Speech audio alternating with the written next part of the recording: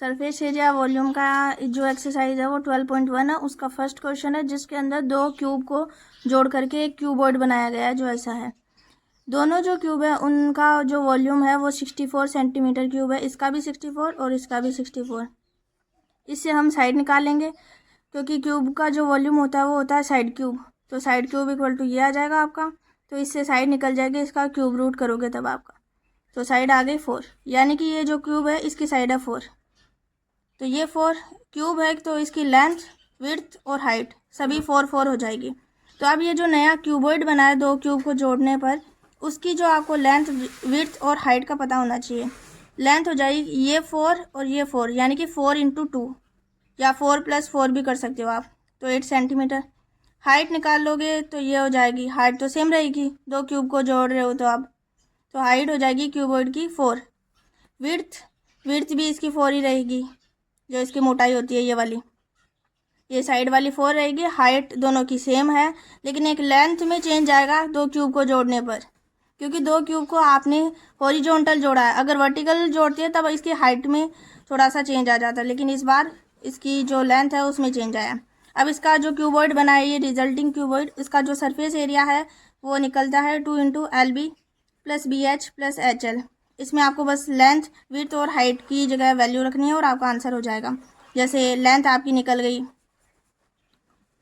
8, width आ गई आपकी 4 और हाइट आ गई 4। अब इससे आपका ये क्वेश्चन सोल्व हो जाएगा और आंसर आ जाएगा 160 सेंटीमीटर स्क्वायर। ये जो नेक्स्ट क्वेश्चन है वेसल वाला, इसमें क्या किया है, एक होलो हेमिस्फीयर लिया है एक वेसल की फॉर्म में, यानी कि एक कटोरी की फॉर्म में है, और उसके ऊपर एक सिलेंडर लगा दिया गया है और सिलेंडर भी होलो है, यानी कि आपका सिलेंडर और हेमिस्फीयर दोनों होलो है। इस पूरे वेसल की, यानी कि यहाँ से लेकर के यहाँ तक पूरी इसकी जो हाइट है वो 13 सेंटीमीटर है, और ये जो वेसल है इसकी डायमीटर दे रखी है आपको, यानी कि यहाँ से लेकर के यहाँ तक 14 सेंटीमीटर। तो इससे इसकी रेडियस आ जाएगी 7 सेंटीमीटर, जिसको हम ऐसे ड्रॉ कर लेते हैं। अब पूरे वेसल की हाइट अगर 13 सेंटीमीटर है और इसकी रेडियस 7 सेंटीमीटर है, तो जो सिलेंडर की हाइट बचेगी वो हो जाएगी आपकी 6 सेंटीमीटर। इसका जो आपको आंसर मतलब क्वेश्चन में ये बोल रखा है कि आपको इस वेसल का इनर जो सरफेस एरिया है वो आपको निकालना है। तो इस कैसे निकालोगे आप, inner surface area equal to निकल जाएगा सिलेंडर का कर्व सरफेस एरिया और हेमिस्फीयर का कर्व सरफेस एरिया। सिलेंडर का होता है 2πRh और वेसल का हो जाएगा आपका ये जो छोटा वाला जो हेमिस्फीयर है इसका हो जाएगा 2πr²। दोनों में से आप 2πr कॉमन ले लेना और h + r बच जाएगा। अब आपको इसके अंदर वैल्यू पुट करनी है। h यहाँ पर सिलेंडर की जो हाइट है जो 6 सेंटीमीटर हो जाएगी, और जो r जो रेडियस है वो 7 सेंटीमीटर है, और इससे आपका आंसर आ जाएगा।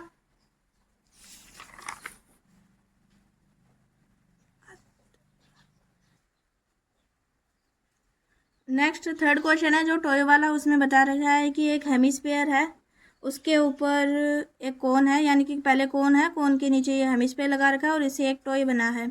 इस पूरे टॉय की जो आपकी हाइट है वो 15.5 सेंटीमीटर है, जिसमें आपका ये हेमिस्फीयर है इसकी रेडियस 3.5 बता रखी है।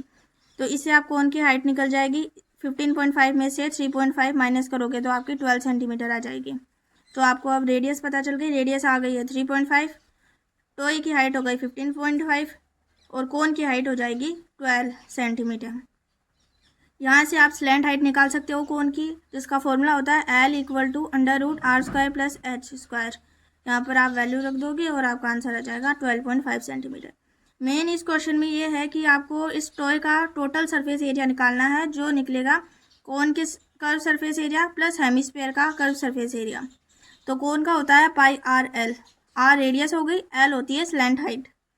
तो रेडियस हो गई कोन की 3.5 सेंटीमीटर और स्लैंट हाइट निकाल दी है अभी 12.5 सेंटीमीटर। इनकी वैल्यू पुट करोगे तो आंसर आ जाएगा 137.5 सेंटीमीटर। इसके बाद में आता है कर्व सरफेस एरिया निकालना है इस नीचे वाले हेमिस्फीयर का, वो होगा 2πr², जिसमें रेडियस आपकी 3.5 सेंटीमीटर है। इससे आंसर आ जाएगा 77 सेंटीमीटर स्क्वायर। तो जो टोटल सरफेस एरिया होगा इस टॉय का, उसमें आएगा कोन का सरफेस एरिया प्लस हेमिस्फीयर का। तो हेमिस्फीयर का हो जाएगा 77, कोन का होता है 137.5। टोटल आंसर आ जाएगा 214.5 सेंटीमीटर। ये आपका है टॉय। नेक्स्ट क्वेश्चन आता है फोर्थ। इसमें क्या किया है, क्यूबिकल ब्लॉक लिया है, यानी कि एक क्यूब लिया है और क्यूब के ऊपर एक हेमिस्फीयर लगाया गया है। तो और ये पूछा गया है कि ये जो हेमिस्फीयर लगाया गया है इसकी हाईएस्ट या जो ग्रेटेस्ट डायमीटर है वो कितनी होगी। तो ग्रेटेस्ट डायमीटर इसकी हो जाएगी जितनी इस क्यूब की साइड होती है, इससे ज़्यादा इसकी डायमीटर हो ही नहीं सकती, क्योंकि जो ये हेमिस्फीयर है ये उतना ही लगाया गया है जितनी इसकी साइड है, मतलब इसको पूरे को कवर कर रखा है ऊपर से एक सरफेस को। अब नेक्स्ट इसमें एक दूसरा क्वेश्चन ये पूछा गया है कि इस पूरे का कर्व सरफेस एरिया क्या होगा। तो पहले जो क्वेश्चन में दे रखा है वो देख लेते हैं। तो क्यूब, ये जो क्यूब है इसकी साइड दे रखी है 7 सेंटीमीटर, और तो इसलिए हमारे जो हेमिस्फीयर है इसकी डायमीटर भी क्या हो जाएगी 7 सेंटीमीटर। हेमिस्फीयर की फिर जो रेडियस होगी वो 7/2 हो जाएगी।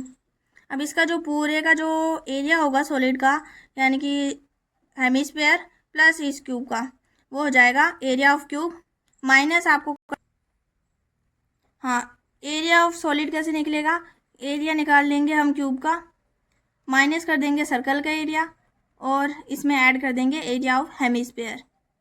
क्योंकि ये जो हेमिस्फीयर है इसको पूरे की इसके साइड को कवर नहीं कर रहा, बीच में कुछ पार्ट बच रहा है, इसलिए इस एरिया ऑफ सर्कल को हमें माइनस करना पड़ेगा, क्योंकि हम टोटल सरफेस एरिया निकाल रहे हैं इस पूरे सॉलिड का। तो एरिया ऑफ क्यूब होता है 6a², ए यानी कि साइड स्क्वायर हो जाएगा। सर्कल का एरिया होता है πr², जो आपको माइनस करना होगा, और आपको इसमें ऐड करना होगा हेमिस्फीयर का एरिया जो है 2πr²। आगे आप इसको सोल्व करोगे तो वैल्यू हो जाएगी। अब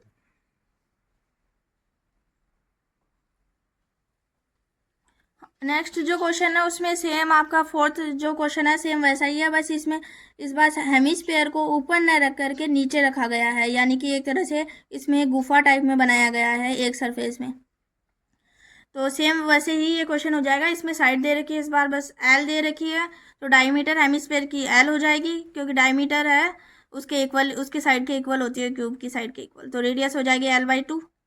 सरफेस एरिया निकालना है तो वही आपका हो जाएगा area of cube plus area of hemisphere minus area of circle, same पहले वाले क्वेश्चन की तरह है।